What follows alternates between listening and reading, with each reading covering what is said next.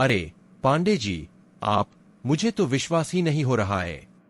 तिवारी जी, अरे यह तो आनंद की बात है, आज आप भी इतनी शीघ्र आ गए हैं।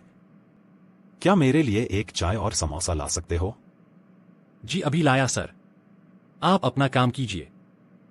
बहुत सारा काम जब एक साथ करने की सोचते हैं तो मानसिक संतुलन बनाना बहुत कठिन हो जाता है, परंतु ऐसे में ही धैर्य रखना चाहिए। चलो अपने प्रश्नों को तैयार कर लेता हूं। पांडे जी नमस्कार, मैं तो बहुत अच्छा हूँ, धन्यवाद। मेरी माताजी अब पहले से स्वस्थ हैं। पहले तो आपको आपके विवाह की बहुत बहुत बधाई। मैं आपके विवाह में आया था और बहुत आनंदित अनुभव किया मैंने। भारत में यह कार्य बहुत पहले हो चुका था। वायुयान के भारतीय मूल के पहले आविष्कार का श्रेय शिवकर बापूजी तलपड़े को दिया जाता है।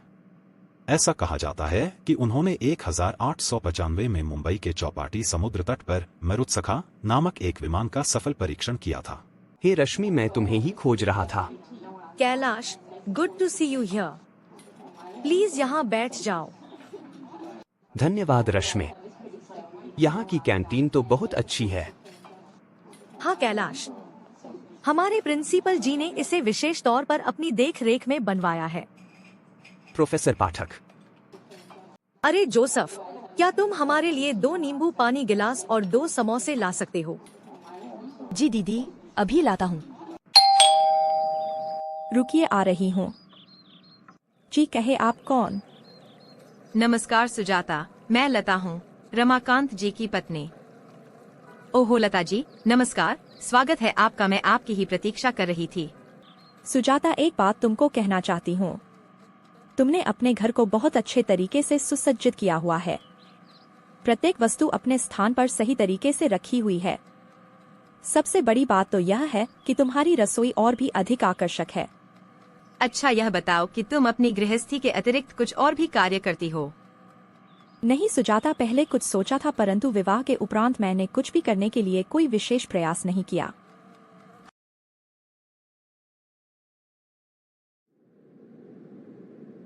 कितना अच्छा स्थान है ये। आप यहाँ पर पहले भी आए हैं क्या? हाँ सुजाता, एक बार आया था रमाकांत जी के परिवार के साथ, तो सोचा आज आपके साथ यहाँ पर कुछ समय बिताया जाए। वास्तव में यह स्थान तो किसी के भी मन को मोह सकता है। यहाँ पर लाने के लिए आपको धन्यवाद। कैसी बातें करती हैं सुजाता जी आप। आपका और मेरा जीवन अब एक हो चुका है, तो इसमें अधिक औपचारिकताओं को कोई स्थान नहीं मिलना चाहिए। हमें एक दूसरे के विषय में सभी कुछ पता करने का प्रयास करना चाहिए, जिससे हम अपने आने वाले जीवन के विषय में कुछ नवीन योजनाओं पर कार्य कर सकें। सही कहा आपने। आपसी समझ, तालमेल और विश्वास से ही कोई भी संबंध चल सकता है, अन्यथा वह एक भार के समान लगता है। अच्छा, यह बताएं कि आपने फिजिक्स को ही अपना विषय क्यों बनाया? सुजाता जी, जब मैं 12वीं कक्षा में पढ़ता था तो एक बार मैंने ऋग्वेद पढ़ा था, जिससे मुझे यह पता लगा कि वर्तमान का आधुनिक विज्ञान हमारे वेदों को आधार मानकर ही कार्य करता है। हमें हमारे शिक्षाविदों के द्वारा जो पढ़ाया जा रहा है वह सब केवल एक छलावा मात्र है, क्योंकि वास्तव में हमारा प्राचीन भारतीय विज्ञान इतना उत्तम और जागृत था कि हम मानव मन का उपयोग करना सही अर्थाय में जानते थे, जिसका प्रत्यक्ष प्रमाण पुष्पक विमान है। सही कहा आपने। मैं जब अपने विषय को पढ़ती थी तो मैंने यह जाना कि हमारे इतिहास के कई महत्वपूर्ण विषयों को हमारे पाठ्यक्रम में बहुत संक्षिप्त में बताया गया है। हमें वह बताया गया है जिससे हमारे भारत की हर क्षेत्र में केवल हानि ही हुई है। हमारे भारतवर्ष का इतिहास वास्तव में हमारे पाठ्यक्रम से हटाकर हमें सूचनाओं से वंचित कर दिया गया है। सुजाता, आपको यह जानकर आश्चर्य होगा कि यदि हमारे पाठ्यक्रम में शुद्ध भारतीय इतिहास को रखा गया होता तो कला के छात्र भी विज्ञान को सरलता से समझने में सक्षम हो सकते थे। भारत का प्रत्येक प्राचीन ग्रंथ महान वैज्ञानिकों और साधकों के द्वारा लिखा गया था, परंतु भारत के लोगों को उनका एक सरल स्वभाव ही उन पर भारी पड़ गया। परिणाम यह हुआ कि हमारे देश में जो बाहर से छात्र पढ़ने आते थे उन्होंने यहाँ के ग्रंथों की प्रतिलिपि का उपयोग कर अपने देश को समृद्ध बनाने का प्रयास किया। साथ ही भारत पिछले 1000 वर्षों से किसी न किसी रूप में विदेशी शक्तियों के आक्रमणों का शिकार भी रहा है, जिससे समय बीतने के साथ साथ हम अपनी सभ्यता को बचाने में सक्षम नहीं रह पाए हैं। सही कह रहे हैं आप। तो कृपया मुझे यह बताएं कि हमारी शिक्षा में ऐसा कौन सा परिवर्तन करके हम एक नवीन कौशल को पुनः प्राप्त कर सकते हैं। बहुत अच्छा प्रश्न किया है सुजाता जी आपने। वास्तव में यदि हम बदलाव की बात करते हैं तो सबसे पहले हमें यह ज्ञात होना चाहिए कि शिक्षा का वास्तविक अर्थ क्या होता है। हमें शिक्षित क्यों होना चाहिए? हाँ, यह तो स्वाभाविक सा प्रश्न है। इस विषय में हमें सबसे पहले सोचना आवश्यक होता है। यदि आप यही प्रश्न मुझसे पूछते हैं तो मैं तो यही कहूंगी कि यह हमारे मस्तिष्क का एक ऐसा भोजन होता है जिसको स्वस्थ, पौष्टिक एवं ऊर्जावान होना आवश्यक होता है। सुजाता जी आपने बहुत सुंदर उत्तर दिया है। इसी को आगे बढ़ाते हुए हमें यह भी जानना आवश्यक हो जाता है कि हम शिक्षा पद्धति में किसको पढ़ रहे हैं एवं किसके द्वारा बताए गए नियमों का अध्ययन कर रहे हैं। अच्छा, मैं आपसे एक बात पूछता हूँ, हम जब प्रातः काल पूजा करते हैं तो किसका स्मरण करते हैं? जी, स्वाभाविक सी बात है, अपने आराध्य देवी एवं देवताओं का। सही कहा आपने। तो आप यह बताएं कि ऐसा करने से हमें क्या मिलता है? जी, ऐसा करने से हमें मानसिक शांति एवं बुद्धि बल प्राप्त होता है, जिससे हम अपनी दिनचर्या को सही अर्थों में निभाने योग्य बन जाते हैं।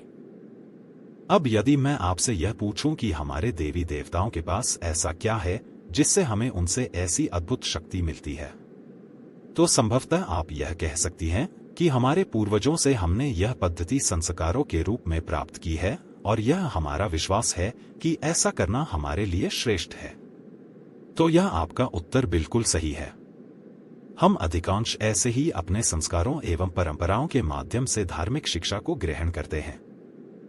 हाँ, आप सही कह रहे हैं। जब मैंने बुद्ध को पढ़ा था तो उनके कथनों में भी मैंने यही ज्ञान पाया था। वे कहते थे कि मनुष्य के जीवन के 2 आधार होते हैं, जिसमें एक ओर सरल जीवन होता है तो दूसरी ओर कुछ चुनौतियां होती हैं। प्रत्येक चुनौती को उसे सदैव धैर्य एवं संतुलित भाव में रहते हुए स्वीकार करना चाहिए और उसके प्रति अपना दृष्टिकोण सकारात्मक रखना चाहिए। ऐसा करने से वह चुनौती नहीं रहती, जीवन को सीखने का एक सरल विषय बन जाती है। इसी पर आधारित महात्मा बुद्ध का मध्यम मार्ग बहुत प्रचलित है। वाह सुजाता वाह, क्या बात है, आपके पास तो ज्ञान का भंडार है। अब जैसे आपने बुद्ध के विस्तार को संक्षेप में मुझे समझाया, ठीक उसी प्रकार से हमारी शिक्षा का भी उद्देश्य यही होता है कि वह हमें विस्तार से संक्षेप में प्रवेश करने और जीवन को सरल मार्ग पर चलना सिखा सके। परंतु इसके लिए महात्मा बुद्ध जैसे महान लोगों की ज्ञान की गंगा हमारे पाठ्यक्रम में डाली जानी चाहिए। ऐसा करने से हमारे अन्य विषय जो सामान्य तौर पर हमें कुछ जटिल लगते हैं, हमारे लिए सरल हो जाएं। जी, आप सही कह रहे हैं। हमारे पाठ्यक्रम में महात्मा बुद्ध के कथनों को तो सम्मिलित किया गया है, परंतु उसको सही अर्थों में हमें विस्तार से समझाया नहीं जाता है। हमसे यह कह दिया जाता है कि यह तो सामान्य सी बात है, आप स्वयं ही समझ सकते हैं। एक छात्र का रुझान वे सदैव उन विषयों की ओर आकर्षित करते हैं जिनके द्वारा वह भविष्य में एक कर्मचारी के रूप में स्वयं को स्थापित कर सके। सुजाता जी, इसके साथ ही हमारे सभी शिक्षाविद बदलते हुए समीकरणों को अपने छात्रों को प्रदान करने में सक्षम नहीं हो पाते हैं, क्योंकि उनका प्राथमिक उद्देश्य परीक्षा में आने वाले विषयों को पूरा कराना होता है। वह अपने व्यक्तिगत समय में यदि चाहें तो भी किसी प्रकार का शोध कार्य नहीं कर पाते हैं। आपको यह बात विशेष रूप से पता होनी चाहिए कि संसार का सबसे कठिन व्यवसाय एक शिक्षक के रूप में अपनी सेवाओं को समाज को अर्पित करना होता है।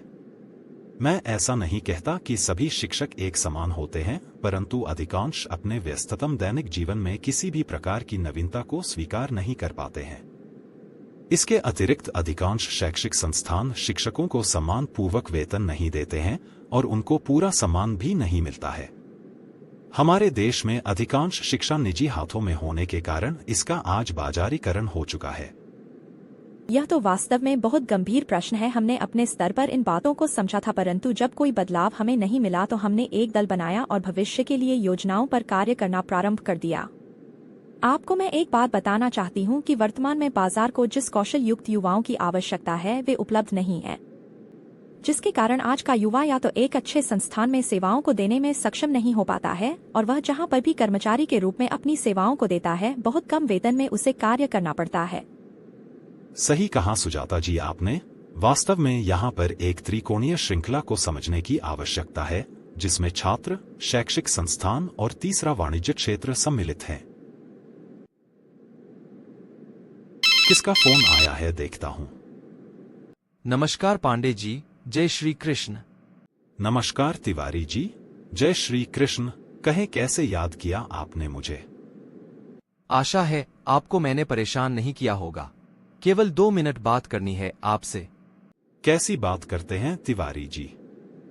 कृपया बताएं मैं किस प्रकार से आपकी सेवा कर सकता हूं। पांडे जी, पहले तो आपको मैं बधाई देना चाहता हूं। संयोग देखें कि आपने आज अवकाश लिया और हमारे विश्वविद्यालय के प्रमुख का फोन हमारे निदेशक को आया है। कल वे हमारे विद्यालय में आ रहे हैं। वे बदलते हुए शिक्षा तंत्र में एक आचार्य की भूमिका पर चर्चा करना चाहते हैं।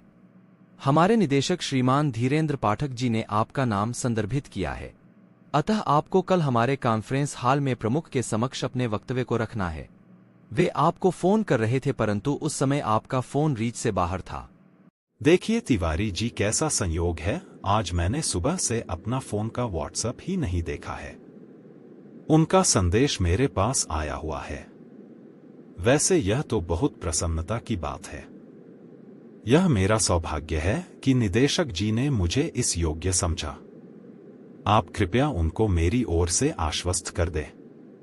ठीक है तिवारी जी, कल हम सभी कॉलेज में मिलते हैं। बहुत बहुत धन्यवाद। नमस्कार। सुजाता जी, आपको यह बात बताते हुए मुझे प्रसन्नता हो रही है कि जिस विषय पर अभी हम बात कर रहे थे, उसी विषय पर मुझे कल हमारे विश्वविद्यालय के प्रमुख के समक्ष अपने विचारों को रखना है। अरे वाह, यह तो वास्तव में बहुत प्रसन्नता का विषय है। तो अब मैं यह चाहता हूं कि हम अब अपने घर चलें, जिससे मैं कल के लिए कुछ प्रस्तुति तैयार कर सकूं। ठीक कहते हैं आप, चलिए। बहुत अच्छा लगा यहाँ पर आकर। अब घर चलकर मैं अपना कार्य कर लेती हूँ और आप अपने लिए कल की प्रस्तुति तैयार कर ले। सुजाता जी, यह मेरे लिए अत्यंत हर्ष का विषय है कि हमारी यूनिवर्सिटी के वाइस चांसलर जी ने हमारे कॉलेज में आने का कार्यक्रम रखा और हमारे डायरेक्टर सर ने मुझे इस विशेष प्रस्तुति के लिए नामांकित किया। इसका सारा श्रेय मैं आपको देता हूँ, क्योंकि मेरे जीवन में आपकी उपस्थिति मेरे लिए एक सौभाग्य का विषय बन चुकी है। जी, आपको बहुत बहुत धन्यवाद जो आप मुझे इस योग्य मानते हैं, परंतु मेरे विचार में आपकी योग्यता पूर्व में ही पूरे कॉलेज में प्रचलित है, इसलिए आपके डायरेक्टर ने आपको इस कार्य के लिए चुना। मैं आपको यह बताना भूल गई थी कि आज लता जी ने मुझसे मिलने आना है और मेरे कार्य के विषय में जानना है, परंतु मुझे ऐसा लगता है कि मैं उन्हें कल आने के लिए कह दूं। आप क्या कहते हैं? विचार तो आपका अच्छा है, आप उन्हें यह संदेश भेज दे। अच्छा सुजाता, अब मैं अपने कॉलेज के लिए जा रहा हूं, संध्या में मिलते हैं। कुछ विशेष बनाकर रखना, क्योंकि हो सकता है रमाकांत जी मेरे साथ हमारे निवास पर आए। जी ठीक है, लता जी भी उस समय हमारे ही निवास पर होंगी, दोनों एक साथ अपने घर चले जाएंगे।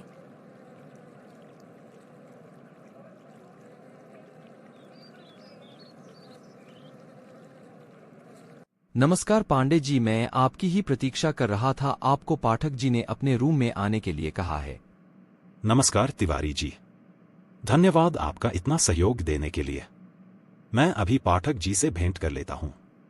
आपसे यह निवेदन है कि कॉन्फ्रेंस हॉल में उपयुक्त व्यवस्था का निरीक्षण कर लें, जिससे हमारी प्रस्तुति में किसी प्रकार का कोई व्यवधान उत्पन्न ना हो। जी अवश्य पांडे जी, मैं एक बार फिर से सभी व्यवस्थाओं को देख लेता हूं।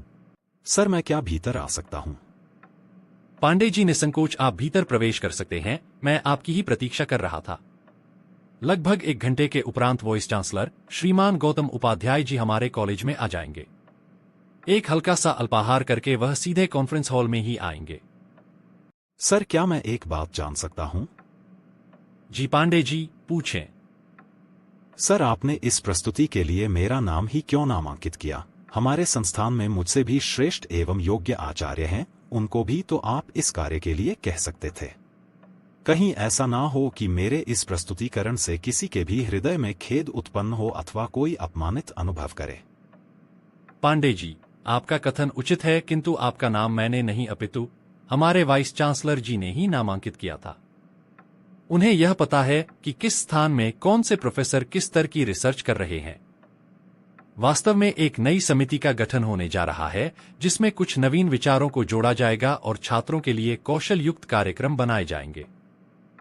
जी, फिर यह तो मेरा सौभाग्य है। मैं अपनी ओर से पूरा प्रयास करूंगा कि अपने संस्थान एवं साथियों के सम्मान पर पूरा ध्यान रखते हुए अपनी ओर से श्रेष्ठ प्रस्तुति दे सकूं। सर, आप निश्चिंत रहें, आपको एवं इस संस्थान को किसी भी स्तर पर खेद नहीं होगा। पांडे जी, यह बात मुझे पता है कि आप कितने योग्य हैं और आपकी प्रतिभा एवं जानकारी का क्षेत्र कितना विकसित है। अब आप कृपया अपनी प्रस्तुति की तैयारी करें। मैं उपाध्याय जी के स्वागत के लिए तैयारी कर रहा हूं। जी सर, हम अब कॉन्फ्रेंस हॉल में ही मिलेंगे। जी पांडे जी, ईश्वर आपकी सहायता करेंगे। तिवारी जी, प्रशंसा करनी पड़ेगी आपकी। इतनी सुंदर और सुव्यवस्थित तैयारी, इसे आपसे सीखना ही पड़ेगा। हमारे बुजुर्गों ने एक बात बहुत सुंदर कही है कि सफलता सहयोग से ही संभव है। धन्यवाद पांडे जी, आपकी बात सत्य है। यदि हम अपने विशेष गुण का प्रयोग सही समय पर करते हैं तो ऐसी स्थिति में प्रत्येक कार्य अपनी उत्तम स्थिति तक पहुंच सकता है और श्रेष्ठ परिणाम भी दे सकता है। मेरी ईश्वर से आज यही प्रार्थना है कि हमारे संस्थान की प्रतिष्ठा एवं सम्मान बना रहे और सभी का विश्वास स्वयं के प्रति अडिग रहे। पांडे जी, मजे की बात यह है कि कॉन्फ्रेंस हॉल में केवल सीमित लोगों को ही बैठने की अनुमति मिल रही है। संभवतः पाठक जी, हमारे वीसी और 2 प्रोफेसर भी बैठे। मैं भी शायद आपका सहयोगी ना बन पाऊं। हमारे वीसी श्री गौतम उपाध्याय जी का यह मानना है कि जब तक कोई योजना पूर्ण रूप से कार्यान्वित न हो जाए उसके विषय में किसी को भी पता नहीं चलना चाहिए। सही कहा तिवारी जी आपने। वास्तव में हमारे जीवन की असफलता का एक बहुत बड़ा कारण हमारी प्रस्तुति का समय से पूर्व भावनात्मक प्रदर्शन होता है। हम यह नहीं जान पाते हैं कि हमारे बोलते समय एवं परिस्थिति हमारे कितने अनुकूल है, किंतु हम भाव विभोर होकर अपनी योजनाओं को व्यक्त कर देते हैं और उनको बलहीन कर देते हैं। इसलिए सभी योजनाओं को गुप्त रीति से ही परिणाम देना आवश्यक होता है। इससे उनके सफल होने के अवसर बढ़ जाते हैं। पांडे जी और तिवारी जी, एक साथ कितनी प्रसन्नता की बात है। आशा करता हूं कि आप दोनों की सभी तैयारियां पूर्ण हो चुकी होगी। उपाध्याय जी हमारे संस्थान में पहुंच चुके हैं और समय की सीमा को देखते हुए वे शीघ्र ही यहां पर आना चाहते हैं। पाठक सर, हम अपनी ओर से तैयार हैं। आप कृपया उनका आदर सहित यहाँ पर ले आएं। ठीक है तिवारी जी, किंतु अब यहाँ पर उपाध्याय जी और मैं ही रह सकते हैं और किसी को भी यहाँ रहने की मैं अनुमति नहीं दे सकता हूँ। इसलिए कृपया आप पांडे जी को व्यवस्था समझाकर यहाँ से प्रस्थान करें। सर, यह है पांडे जी जो आज का यह सत्र लेंगे। पांडे जी नमस्कार। नमस्कार सर, यह मेरा सौभाग्य है कि मैं आपसे व्यक्तिगत तौर पर भेंट कर पा रहा हूँ। आपके विषय में मैंने बहुत चर्चा सुनी है और हमारी नई योजना के अंतर्गत हमें आपके जैसे ही विचारों वाले बुद्धिजीवियों की आवश्यकता है।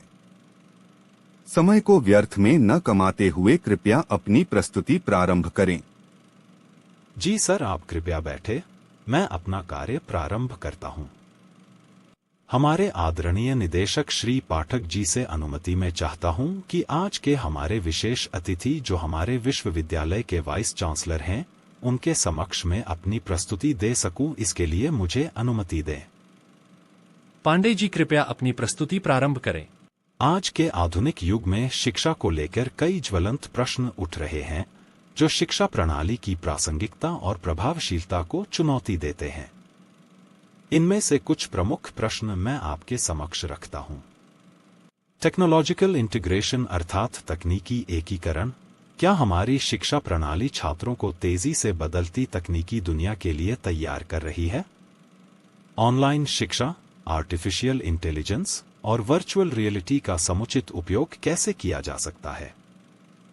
इक्वालिटी एंड इंक्लूसिविटी अर्थात समानता और समावेशिता, क्या सभी छात्रों को समान शैक्षिक अवसर मिल रहे हैं, खासकर आर्थिक रूप से पिछड़े और ग्रामीण क्षेत्रों के छात्रों को?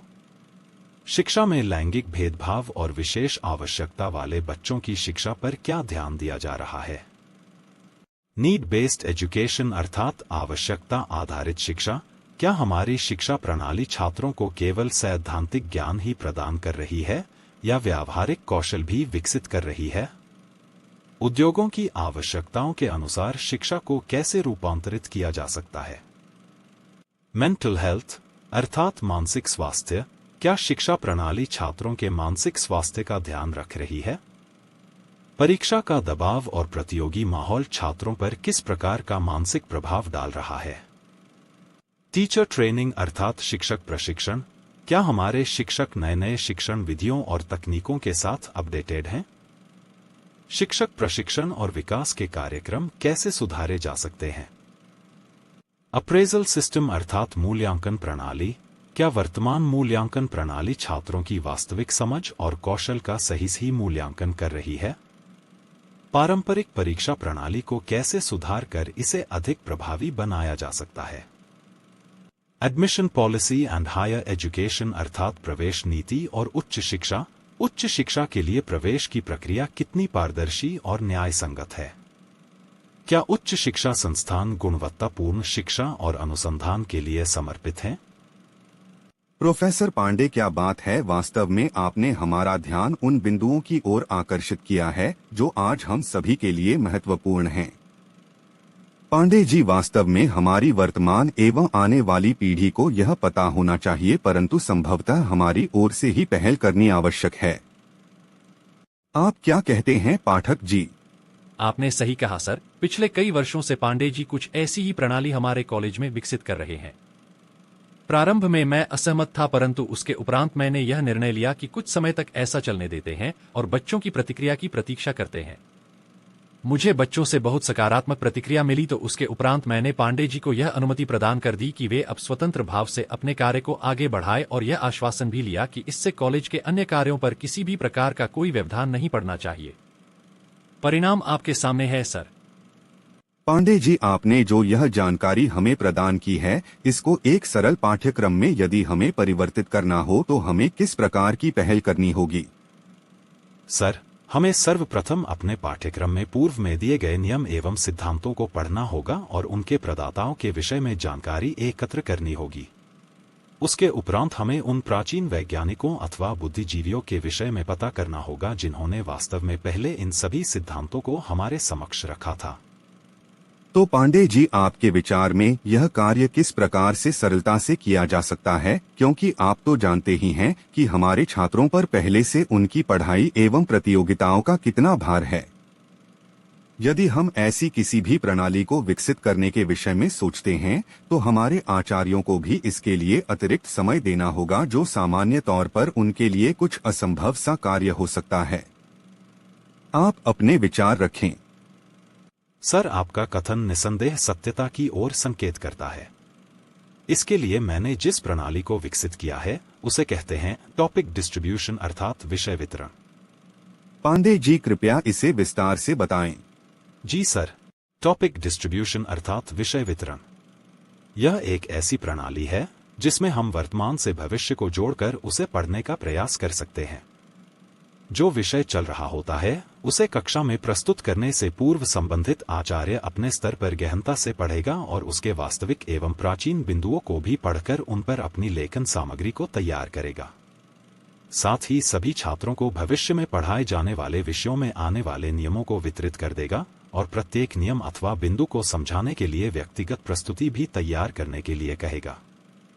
उदाहरण के तौर पर यदि किसी गणित की कक्षा में बीज गणित अर्थात अलजेब्रा विषय चल रहा होगा तो उसमें बताए जा रहे नियमों अथवा सूत्रों के वास्तविक गणितज्ञों के विषय में संक्षिप्त जानकारी पर चर्चा की जाएगी और छात्रों को उसके वास्तविक उद्गम स्थान से जोड़ने का प्रयास किया जाएगा। पांडे जी, इसका छात्रों को वास्तव में क्या लाभ मिलेगा, क्योंकि नियम तो नियम ही होते हैं, उनके वास्तविक एवं नवीन प्रदाताओं को जानकर क्या लाभ प्राप्त होगा? इस विषय पर प्रकाश डालें। सर, बहुत अच्छा प्रश्न है आपका। क्या मैं आपसे एक प्रश्न पूछ सकता हूं? हाँ, वाई नॉट पांडे जी, अवश्य पूछें। सर कृपया यह बताने की कृपा करें कि जो आपने अपनी कई पुस्तकों को प्रकाशित किया है उनको यदि कोई अन्य अपने विचारों को साथ रखकर पुनः प्रकाशित करता है तो क्या उसका लाभ छात्रों को पूर्ण रूप से मिल सकता है जो आपकी वास्तविक पुस्तक को पढ़ने से मिलेगा? मेरे विचार में शायद नहीं पांडे जी, ऐसा संभव नहीं है, क्योंकि मैंने उन पुस्तकों को लिखने से पूर्व उनमें बताए गए प्रत्येक विषय पर गहन शोध किया हुआ है, जिसके उपरांत मैंने प्रत्येक का परीक्षण भी प्रयोगशाला में किया है, और जब मैं पूर्ण रूप से आश्वस्त हो गया था तब उस बिंदु को मैंने अपनी पुस्तक में लिखा है। यदि कोई भी सज्जन मेरी पुस्तक का संदर्भ लेकर अपनी पुस्तक को प्रकाशित करता है तो यह संभव नहीं है कि वह भी ऐसे ही शोध कार्य करे। यदि उसकी पुस्तक कोई छात्र पढ़ता है तो उसको संबंधित विषय पर वह जानकारी नहीं मिल पाएगी जो वास्तविक पुस्तक को पढ़ने से प्राप्त होनी चाहिए। जी सर, मैं आपके इस उत्तर से पूर्ण रूप से सहमत हूँ। दूसरी ओर यदि आपकी ही पुस्तक की डुप्लीकेट कॉपी अर्थात प्रतिलिपि से पढ़ा जाता है तो ऐसी स्थिति में छात्रों को उससे किस प्रकार का परिणाम मिल सकता है? पांडे जी, ऐसी स्थिति में छात्र को लाभ तो मिलेगा ही, परंतु उसमें भी कुछ कमी रह जाएगी, क्योंकि ओरिजिनल तो ओरिजिनल ही होता है। यदि उसकी प्रतिलिपि से पढ़ा जाता है तो वह भाव प्राप्त नहीं हो सकता है जिसकी आवश्यकता होती है। हाँ, कुछ मेधावी छात्रों को लाभ अवश्य मिल सकता है, परंतु अधिकांश उसका उपयोग केवल परीक्षा को उत्तीर्ण करने के लिए ही करेंगे। सर कृपया अब यह बताने की कृपा करें कि यदि हमारे पाठक सर को आपसे कुछ सूचनाओं का आदान प्रदान करना हो और वह यह कार्य आपकी अनुपस्थिति में आपके पर्सनल सेक्रेटरी अर्थात व्यक्तिगत सचिव को प्रदान कर देते हैं तो क्या आपके लिए यह लाभकारी होगा? जी नहीं पांडे जी, क्योंकि मेरे पास ऐसे में केवल सूचनाएं ही पहुंचेगी, पाठक जी का वह भाव नहीं पहुंचेगा जिसकी उन सूचनाओं के साथ आवश्यकता होगी, और साथ ही यदि उनमें कुछ संशोधन की आवश्यकता होगी तो वह कार्य भी अधूरा ही रह जाएगा। सर ठीक इसी प्रकार से जब तक हम किसी भी विषय के वास्तविक जन्मदाता तक नहीं पहुंच पाते हैं हमारा संबंधित विषय अधूरा ही रहेगा, और यह यात्रा जब ऐसे ही चलती चली जाएगी तो एक समय ऐसा भी आएगा जब हम विषय के वास्तविक उद्देश्य से पूर्ण रूप से कट जाएंगे और हमारे जीवन में वह शक्ति एवं ऊर्जा स्थापित नहीं हो पाएगी जिसको संबंधित विषय को पढ़कर हमें प्राप्त होना था। आपके सभी कथन तर्क संगत है पांडे जी, परंतु अब अंत में मुझे यह बताएं कि यदि हम किसी भी विषय के वास्तविक शोधकर्ता को पढ़ते हैं तो इसका हमें क्या लाभ मिलेगा? साथ ही यह भी बताएं कि इसके अतिरिक्त छात्रों को और क्या करना चाहिए जिससे वे और अधिक लाभान्वित हो सकें। सर इसका उत्तर तो बहुत सरल है, जो आपने अपने कथनों में पहले ही दे दिया है। जो भी वास्तविक शोधकर्ता होता है उसका जीवन प्रेरणादायक होता है। यदि हम उसके जीवन को पढ़ते हैं अथवा उसके द्वारा प्रदान की गए तथ्यों का अध्ययन करते हैं तो सभी सूचनाएं सही अर्थों में हमारे मस्तिष्क में प्रवेश करेंगी और दीर्घ काल तक स्थिर भी रहेंगी। सर इसके साथ ही मैं एक बात और भी कहना चाहता हूं कि हमें अपने धार्मिक ग्रंथों एवं उनमें बताए गए विषयों का कुछ अंश अपने छात्रों के साथ साझा करना चाहिए और उनको इनसे जुड़ने के लिए प्रेरित भी करना चाहिए, जिससे उनमें अपने संस्कारों की ओर झुकाव हो सके और वे अपने व्यक्तिगत जीवन में उनका सेवन करने के लिए तत्पर हो सके। ठीक है पांडे जी, बहुत आनंद आया आपके साथ। मैंने जैसा आपके विषय में सुना था आप उससे कहीं अधिक प्रतिभावान और योग्य आचार्य हैं। मैं आपका नाम अपनी नई समिति के लिए नामांकित कर रहा हूं। मुझे आशा है कि आप हमारे पाठ्यक्रम को नवीनीकरण प्रदान करने में एक अहम भूमिका निभाएंगे। जी धन्यवाद, यह तो मेरा सौभाग्य है कि आपने मुझे इस योग्य समझा। मैं अपनी ओर से अपना श्रेष्ठ देने का प्रयास करूंगा। ठीक है पाठक जी, अब मैं चल रहा हूं, आगे की चर्चा मैं आपसे फोन पर कर लूंगा। नमस्कार। सर चलिए मैं आपको आपकी कार तक छोड़ देता हूं।